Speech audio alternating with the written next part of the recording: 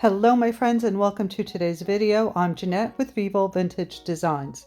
In today's video I am going to show you how I made these adorable brush rests using air dry clay. I've been asked so many times for a video, so I've finally had the opportunity to get to it.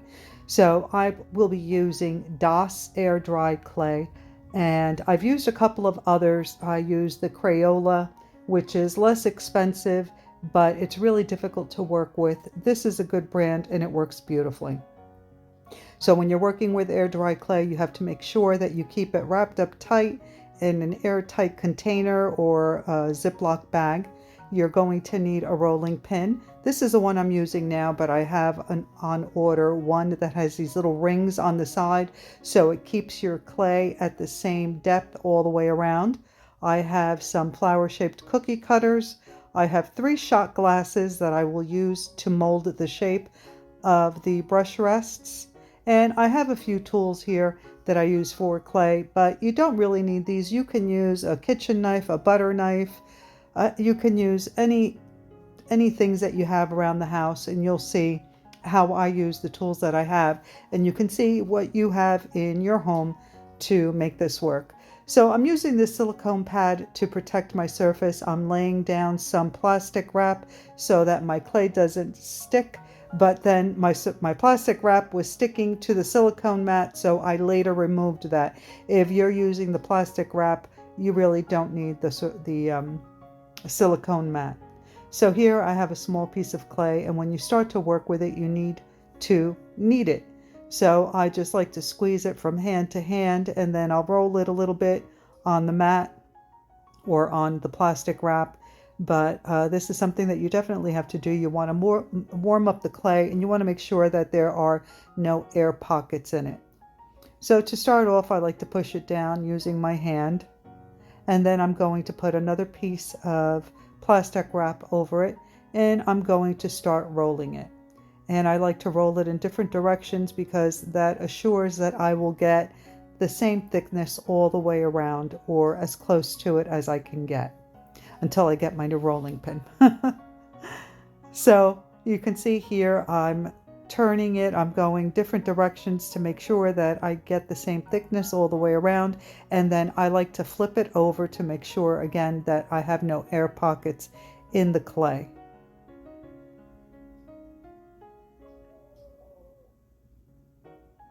So once I'm done rolling it and I have it to a thickness that I'm satisfied with, and usually for these little brush rests, I like to have it about 1/4 of an inch thick. So here I am removing the silicone mat, and I'm just going to use the plastic wrap. Now I like to rub my fingers across it to make sure that there are no lines from the plastic wrap, or no indentations, that it's nice and smooth. And I'm taking my little cookie cutter and I'm going to make 3 of these little brush rests. So I push down and I wiggle it a little bit, and then I'll remove the excess clay.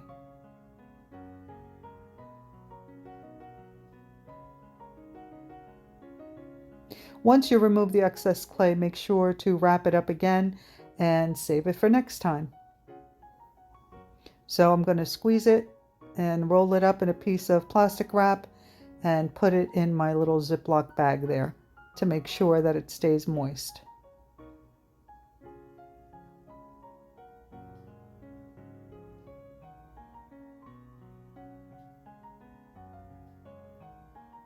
So now you want to have a little container of water, and you want to dip your finger into the water, not too much, and you want to smooth out the edges, because this will help you not have to file it or sand it down later on. So if you just dampen your finger and run it across the edge, it'll smooth those edges very nicely. But if you use too much water, it will make your clay too soft and very difficult to work with.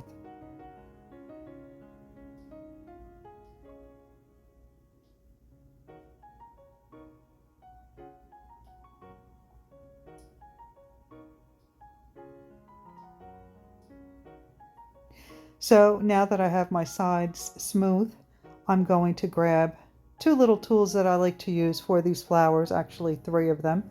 I'm using a dotting tool, and then I'm using this silicone tool that is angled, and I use that to create a line in between the petals so they look like individual petals.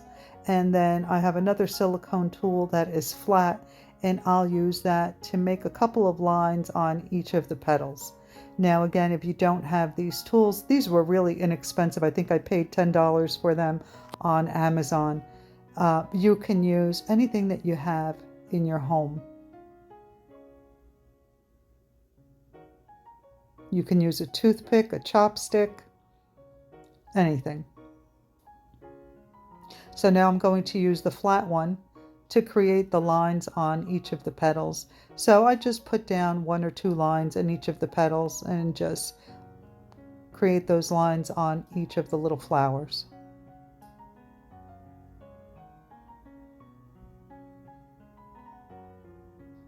Once I'm finished doing this, I'm going to take a piece of the plastic wrap and I'm going to cut 3 small pieces out of it so that I can place each of the little flowers on a small piece of plastic wrap.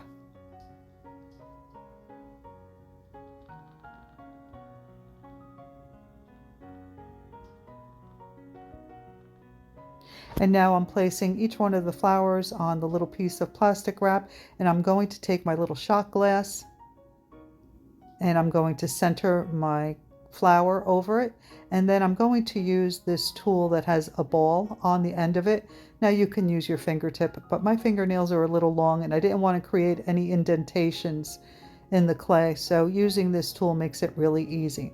And you can see that I'm using the plastic wrap to make sure that I have it centered properly, and you can lift the side of the plastic wrap to push down on your flower so that it's indented.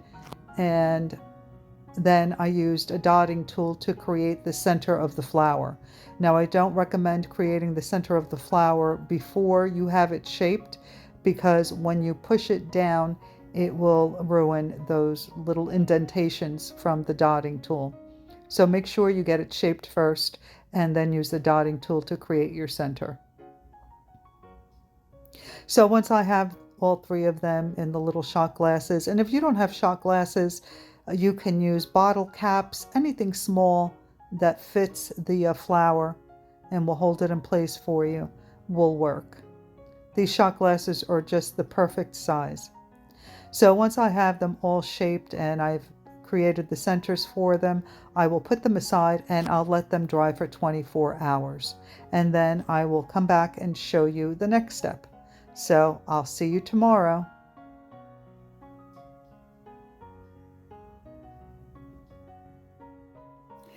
Hello friends, it is the next day. It hasn't been 24 hours yet, but this is the point where I like to remove them from the mold, because you can see that the top of the flower, or the inside of the flower, is dry, but the bottom where we had the plastic wrap is wet.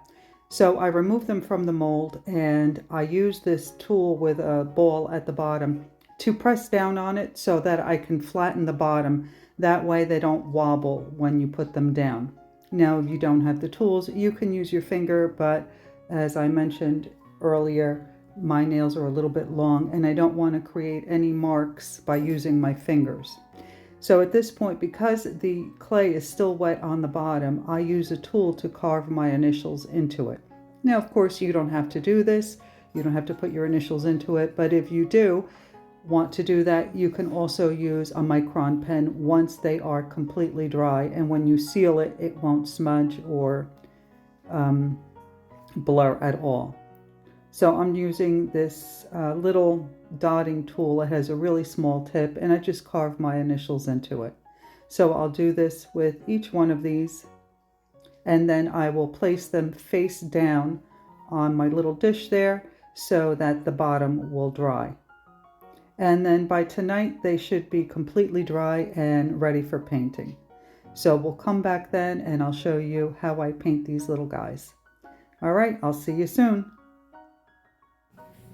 Okay, friends, these little brush rests are now completely dry, and I will be using my Muño pan paints, these are watercolor paints, to paint the flowers. And here I'm activating my metallic colors because I like to do a strip of metallic around the edge of the petals. I think it finishes it off nicely, but you don't have to do that. And here you see me adding a lot of water to my paint. And I like it very transparent. I like being able to see the clay through the paint. But of course, that's just my personal preference. You can use acrylic paint and paint it solid, or you can use a heavier consistency of watercolor when you paint yours. And one thing I will tell you is do not use your good watercolor brushes for this. The brushes that I'm using are really inexpensive. They're the brushes that I purchase to use with alcohol ink. I don't know how the clay will affect your good brushes, so I prefer just to use inexpensive brushes. You don't need to use good ones. And don't let any puddles settle in the flower. If you have any puddles, make sure you mop them up with your brush because it will soften your clay, and you don't want that to happen. So once these flowers are dry, I'll just let them sit for a little while because it's dry to the touch pretty quickly. Then I will add the metallic strip along the edge of the petals. So while you watch me paint this, I want to let you know, stick around till the end of the video because I will be giving away these 3 brush rests that I have created in this tutorial. So to find out how to enter to win, stick around till the end. Also, in case you haven't watched any of my previous videos, I'm no longer adding the supplies individually and linking them in the description box. I do work a full-time job and it's really time consuming, so I had to find an easier way. And I found that opening up an Amazon store is a really easy way for me to let you know the products that I'm using. So what I've done is I've added a link in the description box that will take you to the Amazon store. And to make it easy for you, I have put a thumbnail of each individual video in the Amazon store. If you click on the thumbnail of the video that you're interested in knowing more about the products that I've used, it will expand and show you what products I've used, and it'll give you the links and the price. So you can either purchase them or do some research on the products. Now, as an Amazon associate, I do receive a small commission for any products purchased by using my links, and that is at no additional cost to you. It's a really great way to help support my channel, and I really do appreciate it. So we're going to let these sit for a while, and then we'll come back and use UV resin to seal them. I'll see you in a little bit. We are finally at the finish line. So this is the UV kit that I purchased. It comes with 2 bottles of resin, 2 silicone cups, the silicone mat that you see there, 2 little tools, and it comes with this light. I do have a larger light that I use to do the gel on my nails, but because we're only doing 3 little brush rests, I'm going to use the one that came with the kit. It works very well. So you can see here I'm pouring a little bit of resin into the silicone cup, and you don't need a lot because a little does go a long way. And I'm using an inexpensive brush to apply the resin to the inside of the little flowers. And I'm making sure as I apply it that I get into all those little nooks and crannies. I want to make sure that I cover the surface really well because these will be in contact with brushes that will be wet. And I find that resin makes it more water resistant. So I want to make sure that I cover it really well. Now, when I create the trinket dishes, I have resined some of them, but I don't find that it's necessary to use resin. You can just use Mod Podge because it's not going to come in contact with water. So I do apply a couple of coats of the Mod Podge when I do the trinket dishes, but when I do these brush rests, I prefer to use the resin. So now I've coated the inside of each of the brush rests, and I ran it through once, but I found it to be still tacky. So I find that running it under the light 2 times cures it really well. So now that I've done the the inside, I'm going to do the sides. And again, I'm making sure that I get into those little corners and that I cover everything, the whole surface, really well. And then I'll run it through the UV light 2 more times. Once that's dry or cured, I will flip them over and do the back of each of the brush rests. Now, when you're finished with your resin, if you have some left over in your cup, you can pour it back into the bottle. And if there's any residue left, and there always is, you can just put the light over the silicone cup and it will cure whatever resin is left in there, and you can easily pick it out. And you can do the same with anything that you get on the silicone mat. And if you get it on your hands, a little alcohol or hand sanitizer will clean it off your hands. So while you watch me do the back of these brush rests, I'll tell you how you can enter for a chance to win them. So you can leave a comment down below, and the more you comment, the greater your chances of winning will be, because at the end of the week, I will take all the number of comments that I have received and enter them into an app that I have that will randomly select a number. Once I know who's won, I will comment below this video with the name of the winner, and I'll give you a week to reach out to me and give me your mailing address so that I can send them to you. Now, in order to reach me, you can do so via Messenger on our Facebook group, Vivo Vintage Design Tutorials. I also have a Facebook page, Vivo Vintage Designs Jeanette Vivo, or you can message me on Instagram. So again, all you have to do is leave a comment. The more you comment, the greater your chances of winning. Well, I hope that you have enjoyed this video and that you give these guys a try. They're a lot of fun to make, and they're great little brush rests. Please don't forget to like, comment, and consider subscribing. Thanks for watching. I'll see you in the next one, and good luck. Bye.